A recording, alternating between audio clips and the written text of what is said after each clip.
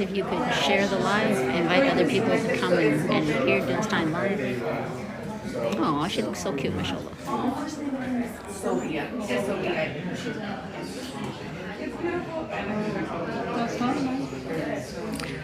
That's so beautiful.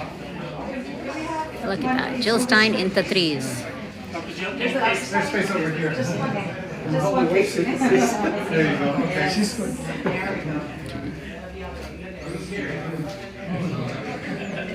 Thank you so much. Thank you.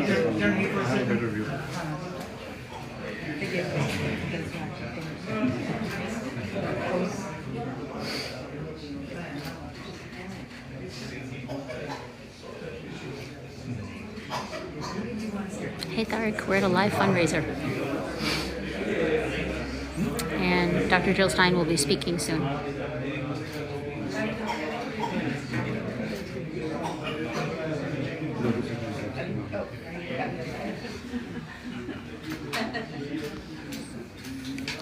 Mark, it's Zeba. Pleasure to finally meet you. Yes. Shall I save you a seat? I'll sit here. Okay, no problem. I have something that I want to show you when you're free, by the way. I have a huge printout of all the Green Party policies, and I've connected them by current events. It's been very useful for creating talking points, just in terms of like an activity that other influencers can do, like in order to formulate thoughts beyond just, you know. Are you part of that group that they created? I'm in the one for Butch Ware. I'm in the Puma group. I'm not. Yeah, Puma. Yeah, I'm in that one. But is it different idea? I don't know if anyone else is doing it. Like, we have a short amount of time. Hello everyone, thank you very much for coming here. This is Dr. Yeah, Ali sorry. Anwar, your host, and Sobia. Thank you very much. She's the powerhouse behind all the arrangements. Yeah, me too. And I also want to mention my mom and dad will be taking care of our 4 kids all along. My mom is right there on the back, and my dad, I cannot find him right now, but you probably met him. So alhamdulillah, my family has been very supportive of what we are doing, and we want to welcome you all. And the plan is to hear Dr. Jill for a few minutes, and like to hear what she has to offer, and how we can collaborate, and how we can benefit from her campaign. And afterwards, we will have a Q&A session. So we have, if you have any things in mind, then you can ask questions. I think Dr. Sana, you had a question, right? All right. So we'll go in order. So if you have any question, let me know, and then we'll start taking the questions. Guys, if you have a question, you can. Thank you so much again. Thank you to everyone. Thank you to Sobia. Thank you to Ali. Thank you to your parents. Thank you to everyone who's here. We are all the conscience of the nation right now. We have an enormous responsibility and an enormous opportunity really to change the direction of this country and far beyond this country as well. And first, I just want to say how grateful I am that all of you are standing up and mobilizing. The courage, the vision, the conviction of the Muslim American community is profound. It cannot be overstated how important it is what you are doing.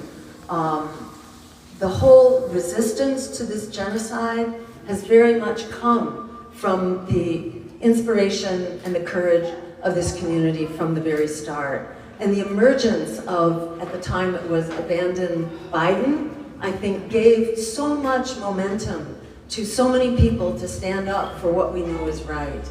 And I want to congratulate everyone on the amazing work that you were doing. The work that went into organizing tonight, the work that we've heard about that's been done in mosques all across the Dallas area. I heard some 72 mosques, did I hear that number correctly? It's just astounding that you are doing the organizing you're doing. It's astounding that we have changed American public opinion. It's only our politicians who haven't heard yet, but the American people understand. They understand our humanity, and they are standing up. And a big thank you, of course, to all the Gen Zs, all the young people out here who are also standing up and leading the way. Together, it's important to realize how unstoppable we are. And we've come a very long way from sort of, the larger community not knowing what to do, to where we know what we need to do right now. We know that we need an immediate end to the genocide, a diplomatic solution, and an immediate weapons embargo to Israel right now. Yes. And it is a real tribute to this community that there is widespread agreement about that now. There is no debate. It's just our clueless warmongering leaders in both major political parties who are not only giving the thumbs up to Israel and to Bibi Netanyahu, the worst murderous, criminal madman of our time. And it's not only that we are giving the thumbs up to Israel, but we're also providing Israel with the money for its military, with 80% of the weapons with which it is committing genocide. We are providing the intelligence for its operations, its military operations, and we are also providing the diplomatic cover. So the blood is on our hands, and we do not consent. The American people do not consent. And it's only a matter of mobilizing. And the question is, how do we capture and harness the political will and the humanity that we share as human beings? As a Jew myself, growing up after the genocide of Jews, the question in our community was, is there life after genocide? And how do you find it? And how do you restore your faith in humanity? And the solution in my community to restoring faith in humanity was by ensuring that we would never allow genocide to happen again, not to anyone. And we also concluded that genocide is not only the responsibility of the perpetrators who pull the trigger, it's also the responsibility of the bystanders who allow it to happen. So for all of those reasons, we do not consent. And let me add, those who think that this is a religious war are absolutely wrong. And the way I know that is by hearing it from the mouths of the religious Jews, the extremely Orthodox Jewish rabbis, who were also ethnically cleansed by the Zionists, and by the Christians, who were also ethnically cleansed by the Zionists. So this is not a conflict of religions. This is a conflict essentially with Zionists, who came in with a game plan. And we know that from the historical National Archives of Israel, that the plan from the beginning was to ethnically cleanse and displace the Palestinians. And that was clear from the massacres that began even before, the massacres of Palestinians that began even before the Nakba. So those of us who understand the reality here, understand that this is a human struggle that we are all involved in, and we are all at peril if we allow this to continue, because this is about normalizing, meaning the genocide is normalizing the torture and the murder of children on an industrial scale. It's also about dismantling international law and human rights. So for all of our sake, for everyone throughout the Middle East, for us here in this country, for people all over the world, if we want a future that we can live in, it needs to be the law of humanity, the law of international law, not the law of the jungle, where the most powerful nation of the day inflicts its will on whoever it wants. And for those who've been following US history for a while, and I grew up during the Vietnam War, where my colleagues and my brother and everyone was very much at risk for the draft, and we were seeing members of our generation sent over to Vietnam to die, and nobody knew what for. We grew up understanding that this empire is absolutely nuts, and it's destructive. And many of us from that generation have not lost that wisdom. Some people got corrupted along the way, but many of us did not. And for me, what has unfolded since then continues to fulfill what Martin Luther King said at that time, that my country is the greatest purveyor of violence in the world today. That was true in the 1960s, and it's even more true now. And it is so critical that we all stand up to change our course. We're on a trajectory which is unsustainable, whether you are looking at empire or oligarchy or colonialism or the climate crisis or rising fascism. They all go together. And in resisting them, we build a very big and unstoppable movement to create an America that works for all of us and a world that works for all of us. I'm just going to say one more word about that so I don't rattle on for too long here and we get to your questions. Our agenda in this election and our agenda as Greens is not only about stopping genocide, it's about ending empire and the dangers and the inequality imposed by empire around the world. And we're also about ending the oligarchy, the incredible disparities. In this country, we saw the wealth of billionaires double in the last couple of years, while the wealth of working people, just hit rock bottom, and more people, millions more people, were added to poverty. We saw child poverty actually triple in the last 3 years. So this is a large struggle. And in the same way that we have a crisis of foreign policy, we have a crisis of domestic policy. And in terms of our lives, that means people don't have the health care that they need. We have high rates of chronic disease, high rates of uninsurance. People are struggling to keep a roof over their heads. We have unprecedented numbers of homeless at the same time that the Supreme Court has criminalized homelessness. And many government officials are actually working to enforce that right now. And we have unprecedented rates of eviction. Same thing on college debt and student debt. Why should you have to go into lifelong debt in order to acquire the skills that you need in order to have a secure future? That's why we have long called for abolishing student debt and making public higher education free. We call for Medicare for all, which is basically expanding Medicare, which has very low overhead and has a very high satisfaction rate. Cover everybody from the moment of conception, from cradle to grave. People are fully covered, and not only cover everyone, but cover everyone comprehensively, including mental health care and dental care and chronic care and home care. So if your parents are sick, you don't have to put them into a nursing home. You can have support to care for your family at home. And likewise for disabled children as well. They should have the chronic care and support that they need. You should not have to spend your family into poverty in order to have support for health care.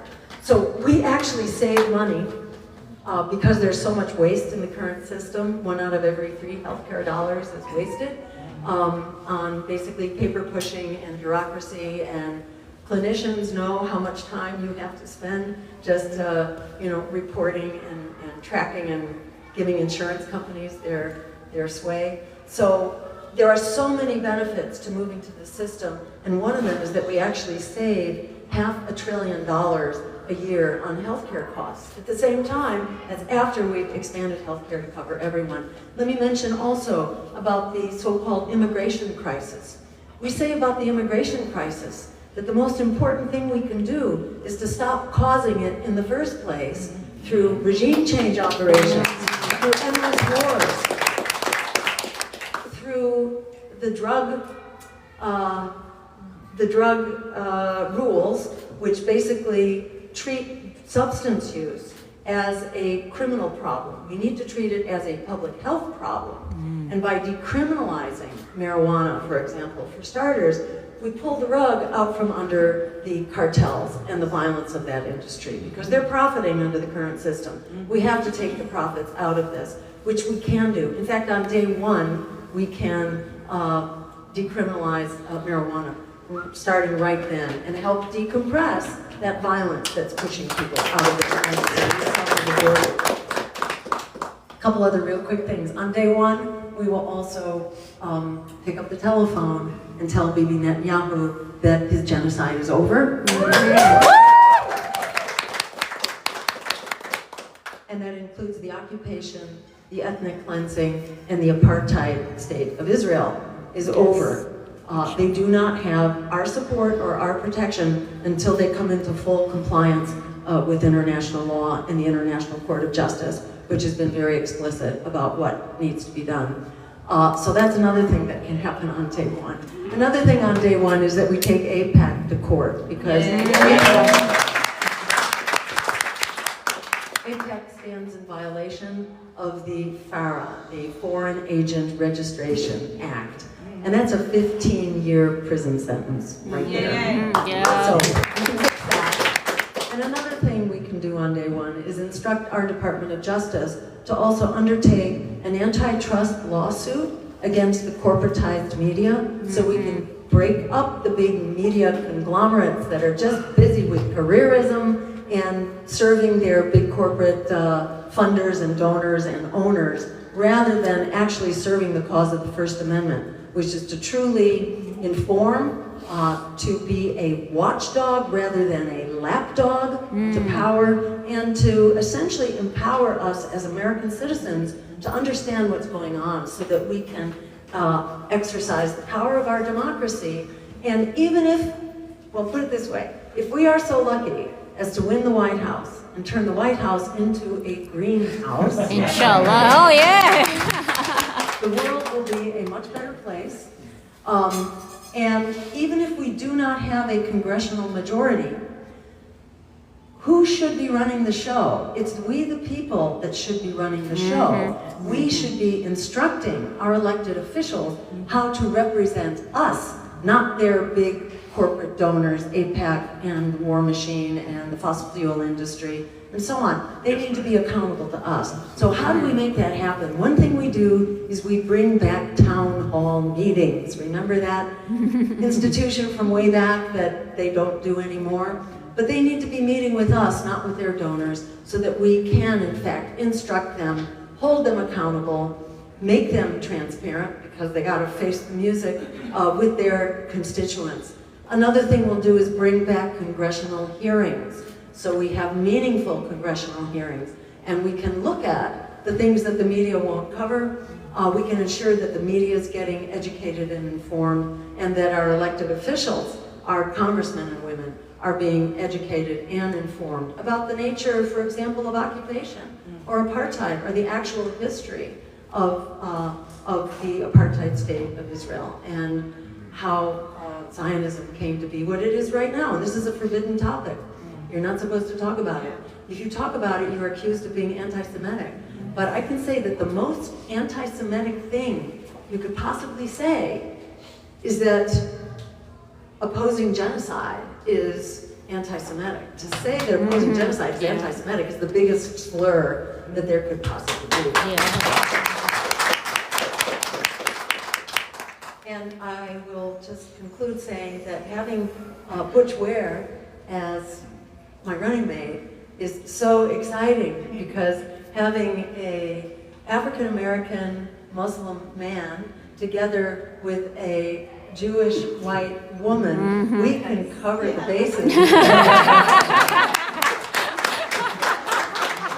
So they have a very hard time tearing us down. And if you haven't seen it yet, take a look at the Breakfast Club interview. Yes. Has any, raise your hand if you've seen Yeah. it. Okay, so a few people haven't, but it really, it's so worth looking at, because it really shows how our vision, and this is our shared vision, really resonates in the public sphere, even on mainstream media, when we have a chance to actually speak to it. It's very powerful. They are terrified. This is why they have tried to keep us off the ballot.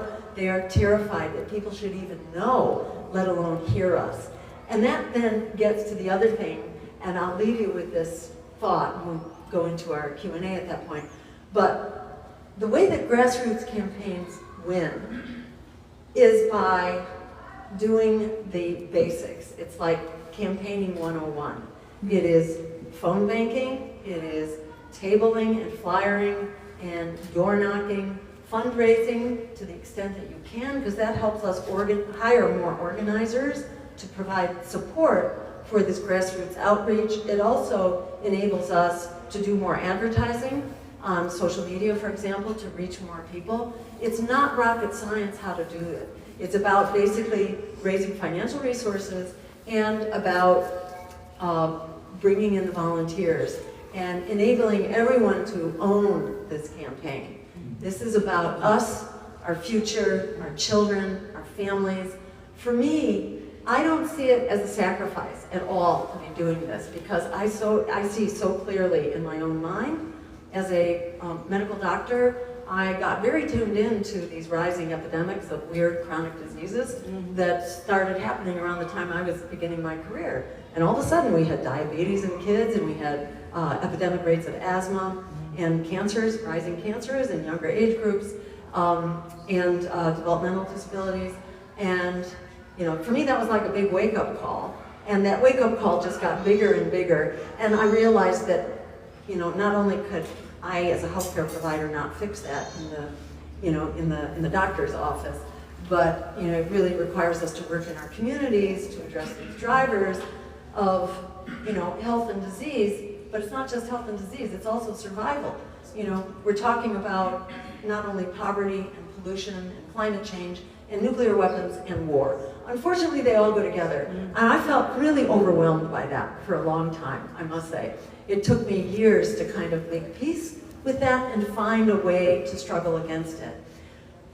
And for me, doing this work of organizing and mobilizing, it is so affirming and uplifting and therapeutic. It's like, it's way easier for me personally to do this work than to not do this work. To like live in that world of utter fear and loathing and kind of denial about the encroaching darkness. I don't want to be there. I don't want to be there. And I got recruited to run in this race because all of a sudden we had a vacancy in our ballot lines, and we didn't want to lose our ballot lines because it takes years basically to cultivate them. And now they're way too expensive. We could never buy our way into those ballot lines without having big corporate donors, and we don't accept corporate donations or even big donations. We stick to the regular rules, unlike the other parties. You can write $1 million check to the other presidential candidates, not to us. We follow the rules that we should be a people-powered campaign and not a big money-powered campaign. But we do the right thing, and we wouldn't have it any other way, and I wouldn't have it any other way, because this is sort of a turning point in history right now.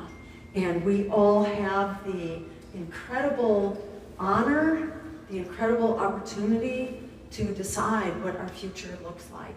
So much of America is ready to wake up now. Not only the genocide, which is so galvanizing to start with, but the fact that that genocidal war is now rapidly expanding and could become, it already is a regional war right now. It could rapidly become a world war, given how, Israel is now attacking Russian bases in Syria. You bring Russia into this, it could get really bad really fast, especially with Netanyahu at the helm, because he won't hesitate to use nuclear weapons. And when he does, there will be a response. So it's gotten every bit as complicated as many of us thought that it would, and have been trying to sound the alarm about for a long time. And I'm sad to say so many of us have been proven right. And so we've had quite a bit of time to think about this, and to help develop colleagues and allies and strategies about how we deal with this. And it's not rocket science. Number one is stop the genocide. We need international law and human rights. We need diplomacy rather than war and militarism. And we may need a massive economic boycott against Israel. That's what's going to bring down the war machine in Israel. We don't have to go to war with Israel, which we don't want to do because Israel has nuclear weapons. But the economic boycott will do everything. And they cannot fight that with a nuclear weapon. And the world is really beginning, that economic boycott is actually well underway. And it is making major progress as we speak, because many nations and bodies within the UN are also talking about institutionalizing that economic boycott. So this is to say that we are in this amazing moment right now of unprecedented crisis and unprecedented opportunity to really change our direction forward in a very big and permanent way. And we couldn't be doing it with better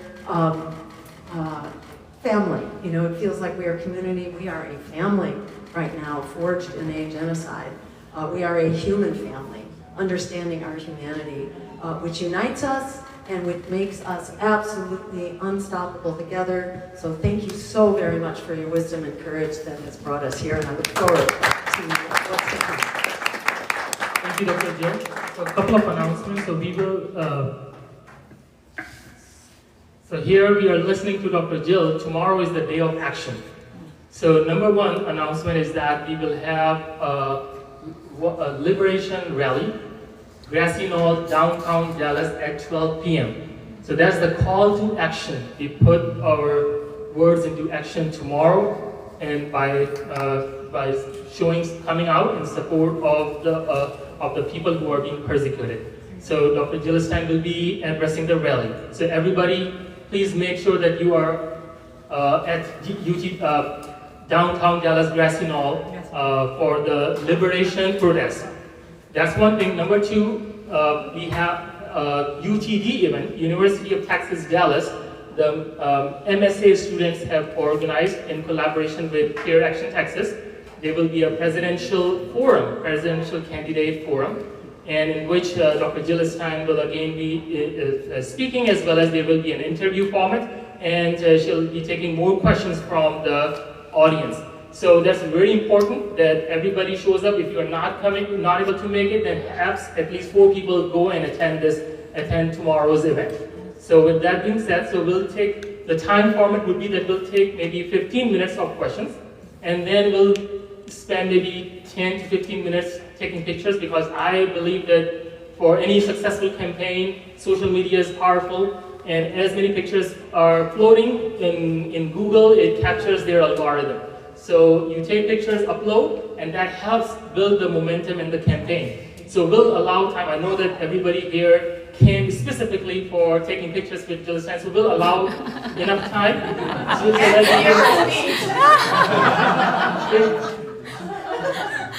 that will be 15 minutes, and then 15 minutes question answer. Okay. Yes. Okay. And then 15 minutes of pictures taking, and then after we will conclude this event, and Dr. Jill will have a meeting with Imam Tom Fitching here. So he's here, and he requested a personal meeting with you. So inshallah we'll provide him some time. Hey, Dr. Imam. Assalamu alaikum, Imam. Hello, assalamu alaikum. So I'll take the opportunity to ask the first question with Dr. Jill. So Dr. Stein, in 2020 general election, 71% registered Muslim voters turned out, contributing around 1 million Muslim votes. While this is a significant number, it is still a fraction of total popular vote. What is your roadmap for mobilizing voter base and achieving that 5% target in upcoming elections? Great. Wonderful question. So there are many ways to mobilize the vote. And let me say, while there was 70% turnout among Muslim voters in 2020, among American voters, all total, only 2 out of 3 turned out. 1 in 3 did not. So 30% of American eligible voters did not vote in 2020, and those voters tend to be younger, lower income, and of color. So in other words, people who are marginalized and largely being thrown under the bus. So why would they not come out to vote for a Democrat and a Republican? Well, for obvious reasons. And this is exactly who we want to reach out to. And our campaign has been very much constructed to be reaching out to those communities, in particular to African Americans, to youth, to Hispanic Americans. We just came up from a couple days on the border in McAllen and Brownsville, where we had a fabulous reception and have very, very strong support. We even had good coverage from their media, if you can believe it. So, because we don't usually get a warm reception from mainstream media, but you know, along the border, people are so alienated from the Democrats. I mean, this is the perfect storm for mobilizing people and for political transition. In the last election, we had somewhere around 1% of the vote. That was like in the 2016 race, we had 1%. And what, you know, our approach at this point, which is all about grassroots outreach, which is the most powerful way to actually mobilize voters. We are in particular reaching out to the communities that are currently not registered and can be, and we are doing that through, in particular, the African American community, and we are working with networks of former gangs, actually, who are now very involved in youth mentoring and providing alternatives for disadvantaged youth. So these are vast networks all across the country, especially in large urban centers. So that is very much part of the plan. The plan is also, you know, through social media, and the plan is to keep trying for these breakthrough moments and through breakthrough media, like the Breakfast Club. And if you read the comments on the Breakfast Club, over and over and over, it's so many people, and this is like one of the major media things for the African American community and younger voters. What they say is that they weren't going to vote in this election, but now they're going out to register green and to vote for Bilal and myself. And we're seeing this over and over again. There's another gold mine, which is the youth, Gen Zs, and campus protests, because youth have felt so betrayed and desperate. It's hard to win back their confidence, but we are beginning to see leadership within that community start to say that they trust our campaign, that they've seen enough of us, they know us. So, you know, it's like you can smell a rat among politicians. You can also smell, and I don't consider myself a politician, I'm an anti-politician, actually. And people can smell that too. You know, so our hope is that by continued networking, and by the students themselves carrying out the message, like your wonderful, beautiful daughter, who I met earlier tonight, that these become the messengers themselves.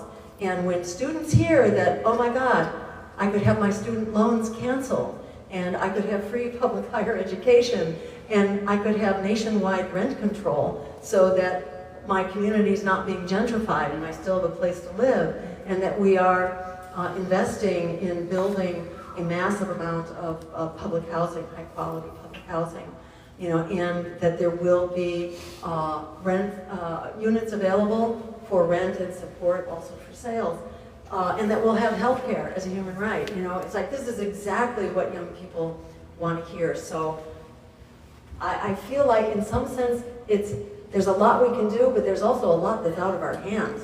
There's a lot that just seems to be happening because it's time for it to happen. And it's time for the answer to genocide to stand up and to shut it down and to use every means possible to do that. So our hope is that we're going to see resonance all over the country. We'll take 2 questions. Dr. Sayed, you want to ask a question? And then Zeba, you want to ask a question? Yeah, you can go ahead. Where? Just talk? Yeah, yeah. Project? Okay. Yeah. I wanted to wish you Shana Tova. I think I might be a little bit late because it's sunset, but Happy New Year, Happy Jewish New Year. And I also wanted to thank you as a Jewish woman for being outspoken and lending some credibility to the cause of Gaza.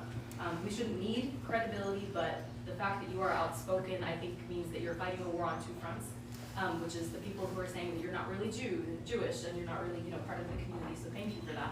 Also for the fact that you are a physician and you have firsthand experience as a part of the healthcare system, and that your philosophy is data-driven and diagnosis-driven, because I think there are a lot of parallels between medicine and the social condition. I myself was a Democrat, and I think that the genocide woke a lot of us up. And while it's a major issue, it was the catalyst for us looking for something other than duopoly. For me personally, and I think for a lot of people of faith, we've realized that the Green Party has a lot to offer us, not just as a faith community, but as a community of conscience. So lifting people up who are the weakest links, taking care of the planet, condemning offensive wars, oppression. And when people in power are cornered, nobody's gonna fight something that they don't perceive to be a threat, and you are clearly a threat. And so one of the questions that we've gotten from Democrats is that they claim the Green Party is not serious about stopping the genocide of Palestinians, and is instead playing with the sentiments of Muslims, because it's a huge issue for us. They also point to the Green Party running Brenda Sanders in Michigan against Rashida Tlaib in Michigan's 12th congressional district as a sign of division. How do you respond to these criticisms, and what is the Green Party's stance on supporting candidates like Rashida down the road? Yeah. So actually, Rashida was on our short list of potential running mates. And unfortunately, we did not get, we didn't make traction, we didn't get traction on that. So we have the highest regard for Rashida. People can run for office. The party cannot stop people from running, but we do get to make decisions about what we think are strategic campaigns. And in my view, I would not be challenging Rashida Tlaib, and we certainly will not be, supporting opposition to her, her position. We're very grateful. Is it fair to say that it's a little bit more decentralized because you don't have federal funding? I think that, yes, I think that is fair to say, but in general, decentralization is part, and grassroots democracy is kind of one of our basic values as a party. So we are not a hierarchical party. We do not take marching orders from our leadership. We're a very distributed, small d democratic party. So people can run for office wherever they want. But we, as the flagship campaign for the party across the country, we have, shall we say, a lot of influence about who we help lift up and bring visibility to. And a challenge to Rashida Tlaib will certainly not, be a campaign that we are prioritizing. And about being serious, I should just point out for those who don't know that we are not fair weather friends here. We adopted our positions opposing Israeli apartheid, supporting boycott, divestment, and sanctions, and opposing ethnic cleansing way before there was genocide. It was like back in 2006. So this is not like we're suddenly, exploiting the moment here through our positions. We've long held these positions to start with. So I'd say what you see in the Democrats is, they're terrified and they are trying to find a way to smear us, and they're having a hard time because I've been fully vetted. I've been, this is my third race, so they can't find anything, and they keep trying to, resurrect these old smears. And the most common one is the smear that I am a Russian asset, which is ridiculous on many counts, but it was investigated for 3 years by the Senate Intelligence Committee because there was a lot of oomph put into it. And you can be sure they searched every nook and cranny to find some little thing I'm convinced that they could charge me with, and then charge me with FARA violations. But we never, I went to Moscow for a global media conference to lift up our agenda, which was for a peace initiative in the Middle East for Russia to actually stop its bombing of Syria, which it had just begun at that time, for a nuclear weapons ban, and for a global Green New Deal. That's what that was about. We did not accept a penny from Russia for our expenses. It was part of a European tour. We were also at the Paris Climate Accords speaking with, well, we did not speak with Putin. We didn't have an opportunity to speak with Putin, even though he sat for 10 minutes in that infamous picture. He was there for 10 minutes at the head table, but there was absolutely no conversation. I would have loved to talk to him. because you have to talk to your adversaries as well as your allies, and we should be doing that right now. But we were also in Paris.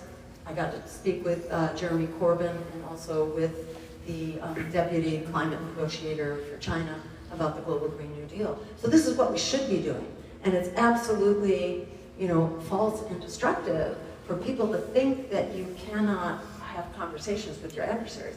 We need to have conversations with them rather than, nuclear weapons exchanges. So for the benefit of time, so do you guys want to save your questions for tomorrow's UTD event and go with the pictures? Do you want, so one question, okay. So we'll take one question and then we'll give like 10-15 minutes for the pictures, and afterwards I want to give Dr. Tom to meet with Jill Stein in a private setting, one-on-one, and then inshallah we'll conclude. So one question, Jill. Thank you. I don't need the mic. I just wanted to ask if you could comment on the policy overlap between the way the current administration is responding to what's going on in the West North Carolinas as well as in Gaza, what the overlap is in terms of, their actual response to humanitarian need, whether nationally or internationally.